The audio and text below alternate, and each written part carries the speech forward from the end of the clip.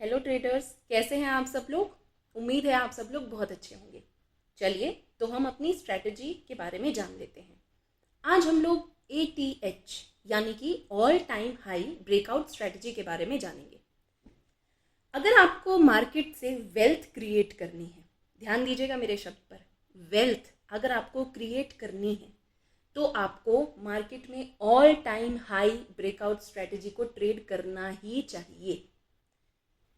ये जो स्ट्रैटेजी है सबसे इजी स्ट्रैटेजी है और इस स्ट्रैटेजी में आपको महीने में सिर्फ 2 से 3 घंटे काम करना है। जितने भी हमारे जो मार्केट से जिन लोगों ने वेल्थ क्रिएट की हुई है, जिन्होंने बहुत करोड़ों कमाए हुए हैं, वो इस स्ट्रैटेजी को फॉलो करते हैं। चलिए तो अब हम इसके बारे में जान लेते हैं। देखिए, मान के चलिए ये एक स्टॉक है, एक शेयर है जो कि कई सालों तक ऐसे ऊपर नीचे घूमता है, ऊपर नीचे जा रहा है और फाइनली इस साल में, करंट ईयर में मान के चल लेते हैं कि इसने यहाँ पर अपने इस प्रीवियस हाई को इसने अचीव कर लिया है और यहाँ पर ये इसे ब्रेक कर रहा है। तो ये जो इसका हाई है, ये इसका ऑल टाइम हाई है, यानी कि कभी ज़िंदगी में पहले ये कभी इस एरिया पर, इस प्राइस पर आया होगा और अब 2024 में ये यहाँ पर फिर से इसको ब्रेकआउट कर रहा है। ठीक है, तो ये है इसके लाइफ टाइम का हाई। अपनी पूरी ज़िंदगी में इस शेयर प्राइस ने यहाँ पर इस पॉइंट को, इस प्राइस को ब्रेक किया है, तो इसे हम कहेंगे ऑल टाइम हाई स्ट्रैटेजी। अब इस स्ट्रैटेजी में हमें करना क्या है? इस स्ट्रैटेजी में हमें 2-3 चीज़ें फॉलो करनी है। बहुत अच्छे से इसको आप ध्यान से देखिए और समझिए। जब ये यहाँ पर अपना ब्रेकआउट दे रहा है तो हमें ध्यान देना है कि एक अच्छी सी ग्रीन कैंडल से ये ब्रेकआउट करे। अच्छा, देखना कौन से टाइम फ्रेम पर है, हमें इसे मंथली में चेक करना है। ठीक है, ना ही हम डेली पे जाएंगे, ना ही हम वीकली पे जाएंगे, हम इसे मंथली में चेक करेंगे। मंथ के एंड पर 28, 29, 30 तारीख के आसपास जब भी आपको टाइम मिले, आप इसको, मतलब जितने भी आप स्टॉक्स, जैसे कि अगर आप चाहते हैं कि आप NSE के 500 स्टॉक्स चेक करें, आप उनमें चेक कर सकते हैं, 2000 में चेक कर सकते हैं, 1000 में चेक कर सकते हैं। जितना आपके पास टाइम है, जितना आपके पास कैपिटल है कि हाँ मैं इतना कैपिटल लगा सकता हूँ, मेरे पास इतना टाइम है, मैं इतने घंटे बैठकर स्टॉक सेलेक्ट करूँगा। क्योंकि इसमें देखिए मैनुअली हमें चीज़ें कुछ करनी होती हैं, वो मैं आपको आगे किसी वीडियो में बताऊँगी किस तरीके से हमें स्टॉक को सेलेक्ट करना है। फिलहाल हम अभी जान लेते हैं इसके बारे में। तो हमें 2-3 चीज़ें ध्यान में रखनी है। पहली चीज़ ये कि ये ग्रीन कैंडल से ब्रेकआउट दे रहा है, मंथली बेसिस पे हमने इसको देखना है। और जब ये ग्रीन कैंडल से ब्रेकआउट दे रहा है, इसके साथ वॉल्यूम जो है हमारी, वो भी बहुत अच्छी खासी होनी चाहिए। मान लो पहले की जो वॉल्यूम्स आ रही हैं वो थोड़ी कम वॉल्यूम्स आ रही हैं। ठीक है, छोटी छोटी ऐसी वॉल्यूम्स यहाँ पर बन रही हैं। हमें ऐसी वॉल्यूम के साथ नहीं करना। अगर कोई स्टॉक ब्रेकआउट दे रहा है और ऐसी छोटी छोटी वॉल्यूम्स है तो हमें उस पर ट्रेड नहीं लेना है, ये ध्यान देने की बात है। हमें इस ट्रेड को तब लेना है जब यहाँ पर वॉल्यूम जो है, जो अपनी पिछली वॉल्यूम जो उसकी रही है उससे डबल हो ऑलमोस्ट। ठीक है, उससे डबल हो। जो हमारी ब्रेकआउट कैंडल है, उस कैंडल की जो वॉल्यूम है वो पिछली कैंडल से ऑलमोस्ट डबल तो कम से कम हो ही हो। क्योंकि देखिए ये जो स्टॉक है, इसके प्राइस को ऊपर ले जाने वाले मैं और आप नहीं हैं। हम जैसे छोटे ट्रेडर्स नहीं हैं जो इस स्टॉक के प्राइस को ऊपर लेकर जाएंगे। हमें चाहिए कि कोई बड़ा इन्वेस्टर आए जो कि स्टॉक में पैसे डाले। हमें इस इन्वेस्टर को फॉलो करना है। सिंपल स्ट्रैटेजी, हमें सिर्फ इसको फॉलो करना है। इन्वेस्टर हमें आकर तो बताएगा नहीं कि मैंने उस स्टॉक में लिया है, बस एक ये वॉल्यूम है जिससे हमें पता चल जाता है कि हाँ बड़े इन्वेस्टर ने यहाँ पर अपना अमाउंट डाला है। तो हमें बस चुपचाप उसको फॉलो कर लेना है कि हाँ उसने किया है तो डेफिनेटली वो प्राइस ऊपर जाएगा, तो मुझे बस उसको फॉलो करना है। ठीक है, सिंपल। चलिए अब मैं इसको समझाती हूँ आप लोगों को नॉर्मल कुछ एग्जाम्पल्स देकर। जैसे कि ये ऑयल इंडिया लिमिटेड है, इसका चार्ट है ये। इसने यहाँ पर दिसंबर मंथ में इसने ब्रेकआउट दिया। अच्छा, आप इसे बाई कब करेंगे? आप इसे बाई करेंगे जनवरी में। ठीक है, दिसंबर मंथ में हमको पूरा वेट करना है कि इसने क्या कैंडल बनाई है। ठीक है, हम अपने 100, 200, 500, 1000 जितने भी स्टॉक्स हैं उनको स्क्रॉल करेंगे। हमें अगर कोई दिख रहा है स्टॉक जिसने अपना ब्रेकआउट दिया है, हम उसे अपनी वॉच लिस्ट में ऐड कर लेंगे। ठीक है, और उसके बाद हम नेक्स्ट मंथ जब वो इस प्राइस को, इसके हाई को, जैसे इसका हाई ये, जैसे कि मान लो इसने ब्रेकआउट दिया इस कैंडल से, ठीक है, इस ब्रेकआउट कैंडल का हाई था ये, जब ये कैंडल जो अगले मंथ की कैंडल है, जब इस ब्रेकआउट कैंडल को ब्रेक करेगी, इससे ऊपर जाएगी, तब मुझे परचेज करना है। तो ये मैंने एंट्री के बारे में बता दिया है कि नेक्स्ट मंथ आपको एंट्री इसकी लेनी है। लेकिन हाँ, एंट्री से पहले जो चीज़ें हमें थोड़ी सी जाननी समझनी है वो हम इसमें देख लेते हैं। देखिए, मैंने बोला था एक अच्छी खासी ग्रीन कैंडल से उसका ब्रेकआउट होना चाहिए। तो ये अच्छी खासी बड़ी सी ग्रीन कैंडल है। देखो, इससे पहले थोड़े दिनों में, कुछ महीनों में ऐसी बड़ी सी कैंडल बनी ही नहीं है। ये कितनी बड़ी कैंडल है जिसने इसको ब्रेकआउट दिया है। इसी बड़ी कैंडल की वॉल्यूम आप चेक करिए, ये देखो इसकी जो वॉल्यूम है, ये देखिए पिछली कुछ वॉल्यूम से ऑलमोस्ट डबल है ये वॉल्यूम, है ना। तो इसका मतलब ये है कि यहाँ पर किसी बड़े इन्वेस्टर ने यहाँ पर इसमें एंट्री ली है। तो अब मुझे क्या करना है, चुपचाप आँख बंद करके उसको फॉलो करना है। दो चीज़ें ये हो गई, पहली चीज़ बड़ी कैंडल, दूसरी चीज़ उसकी बड़ी वॉल्यूम, और तीसरी चीज़ ये हमारे फेवर में रहे तो अच्छी बात होती है। अगर देखिए इसका टाइम जो है वो अगर बहुत ज़्यादा है तो हमारे लिए अच्छा होता है। कहने का मतलब जो इसका देखिए प्रीवियस हाई था 2014 में था, अभी 2024 में इसने ब्रेकआउट दिया है, तो ऑलमोस्ट 10 साल के बाद इसने ब्रेकआउट दिया है। तो जिसका जितना ज़्यादा टाइम पीरियड रहता है वो हमारा सक्सेस होने के चांसेस उतने ज़्यादा रहते हैं उस ट्रेड के, ठीक है। मैं ऐसा बिल्कुल नहीं कह रही हूँ कि अगर 1 साल के बाद किसी ने ब्रेकआउट दिया है तो वो ब्रेकआउट फेल हो जाएगा, ऐसा नहीं है। चांसेस की बात मैं यहाँ पर बोल रही हूँ कि चांसेस हमारे ज़्यादा रहेंगे अगर टाइम पीरियड ज़्यादा है, तो वो कई सालों के बाद अगर वहाँ पर ब्रेकआउट कर रहा है तो उसके चांसेस बहुत ज़्यादा हैं। तो ये था एक एग्जाम्पल। अब देखिए इसमें हम टारगेट किस तरीके से हम अपना सेट करेंगे। एग्जिट क्राइटेरिया हमारा क्या होना चाहिए, या तो देखिए आप एग्जिट क्राइटेरिया क्या कर सकते हैं, या तो आप इसका जो लेंथ है, जो इसने जितना इसका डिप था नीचे का उतना ही ये ऊपर जाएगा, ठीक है। ये मिनिमम है जो कि हम मान सकते हैं कि भाई इतना तो जाएगा ही जाएगा। अगर वो इतना नीचे गया है तो मैं इसको ही उठाकर यहाँ पर लगा देती हूँ, तो इसका ऑलमोस्ट ये प्राइस तो ये जाएगा ही जाएगा। 602 तो इसने जाना ही जाना था, देखिए उससे ऊपर ही है ये कहीं ना कहीं। और आप देखिए कितने महीनों में इसने इस टारगेट को अचीव किया है। दिसंबर में ब्रेकआउट दिया, जनवरी, फरवरी, मार्च में इसने अपने टारगेट को अचीव कर लिया। सिर्फ 3 महीने में इसने अपना टारगेट अचीव कर लिया है। इतनी सिंपल स्ट्रैटेजी है बस ये। चलिए उसके बाद दूसरा एग्जांपल हम लोग देखते हैं। तो हमारा ये चार्ट है हुडको कंपनी का। देखिए इसने ऑलमोस्ट आप कह सकते हैं 2017 में ये लेवल पर था, और इसने अगेन दिसंबर 2023 में एक बड़ी सी ग्रीन कैंडल से ब्रेकआउट दिया। पहला रूल हमारा फुलफिल हो रहा है, बड़ी सी ग्रीन कैंडल से इसने ब्रेकआउट दिया है। दूसरा रूल, क्या वॉल्यूम है?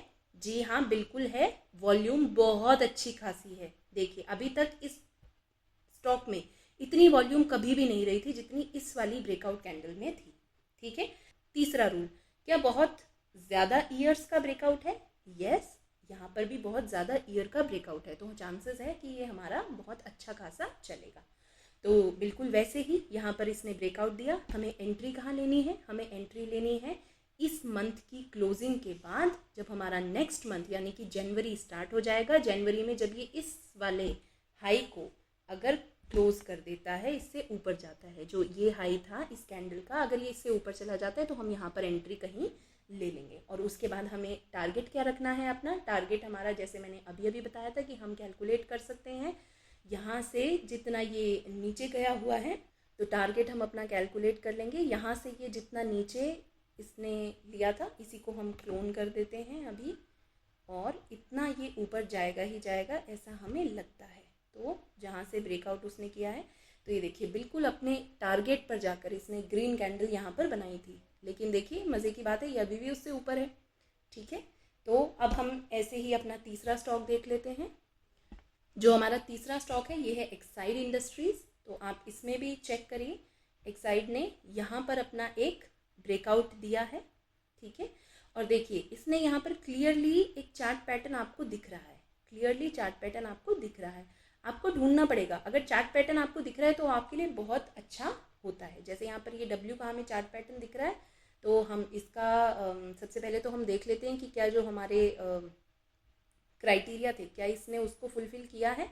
तो यस बिल्कुल किया है। एक बड़ी सी ग्रीन कैंडल से इसने ब्रेकआउट किया है। वॉल्यूम जो है, वॉल्यूम बहुत ज़्यादा नहीं है इसकी, लेकिन हाँ ऑलमोस्ट एवरेज वॉल्यूम है। ये आप एक ब्लू लाइन देख रहे हैं, ये एवरेज की है, ठीक है, कि पिछले कुछ दिनों की एवरेज किस तरीके की इसकी रही है।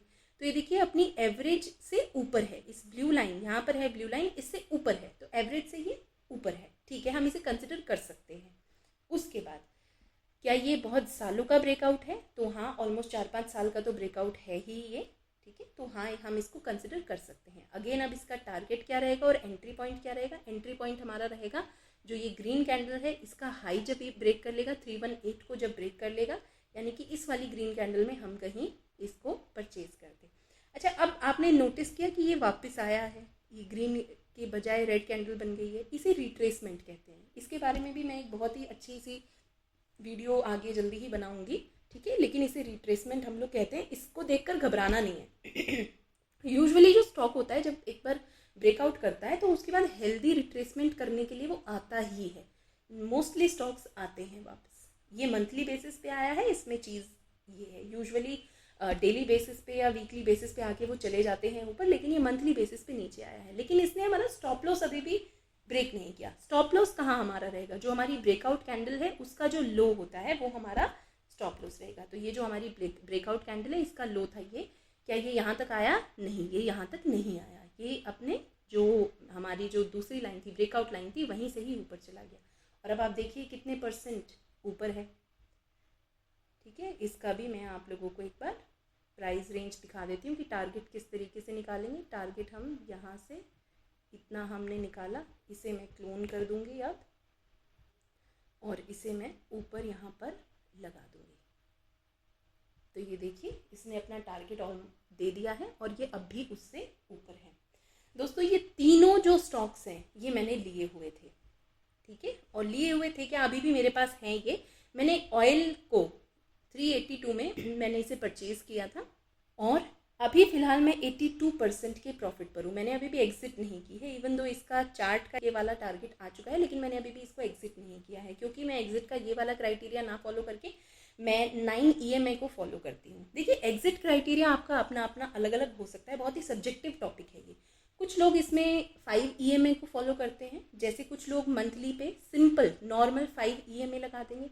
अगर 5 EMI मंथली में अगर कैंडल हमारी उसको ब्रेक कर रही है, उससे एग्जिट हो जाते हैं। मैं 9 EMI को फॉलो करती हूँ।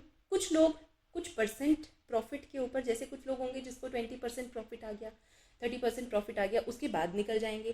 कुछ लोग इस तरीके से चार्ट पैटर्न को फॉलो करके और उसके बेस पे ये लगाते हैं और वो अपना एग्जिट क्राइटेरिया रखते हैं। वो हम सबका सब्जेक्टिव है। मैंने 9 EMI का फॉलो किया हुआ है। मैं 9 EMI जब ये क्रॉस करेगी मेरी कैंडल तो मैं उसके बाद यहाँ से निकलूँगी। फिलहाल मैं अभी इसमें भी होल्डिंग पर हूँ, इसमें भी होल्डिंग पर हूँ।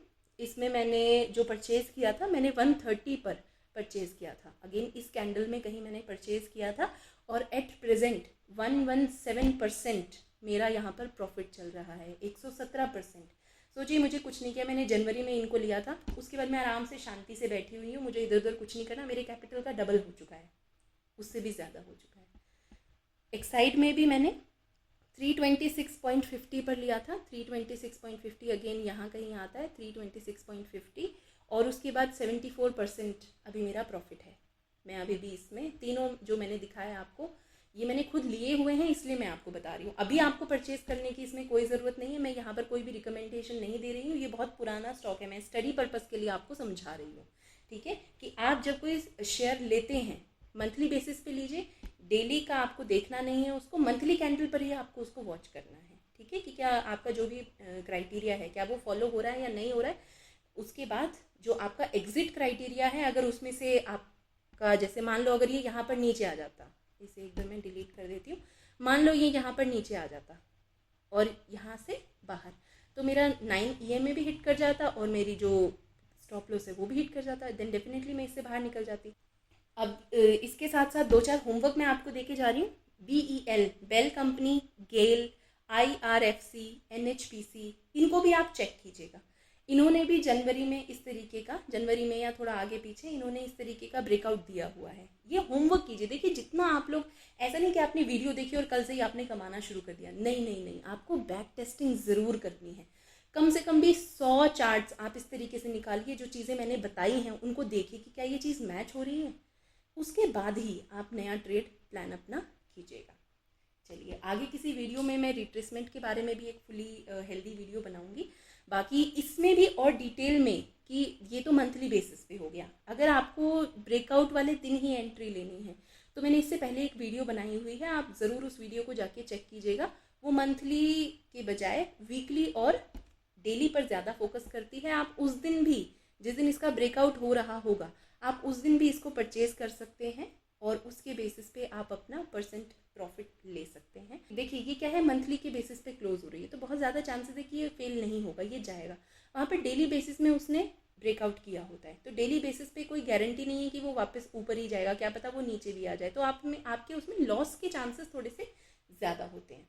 अगर आप डेली और वीकली को फॉलो करना चाहते हैं तो इससे प्रीवियस वाली जो मेरी वीडियो है आप ज़रूर उसको जाकर चेकआउट कीजिएगा। अदरवाइज़ मंथली जो कि मैं फॉलो करती हूँ, आप भी इसको फॉलो कर सकते हैं। और प्लीज़ मेरे चैनल को सब्सक्राइब कर दीजिएगा ताकि ऐसी ही इंटरेस्टिंग और एजुकेशनल वीडियोस मैं आप लोगों के साथ आगे और शेयर करती रहूँ। धन्यवाद।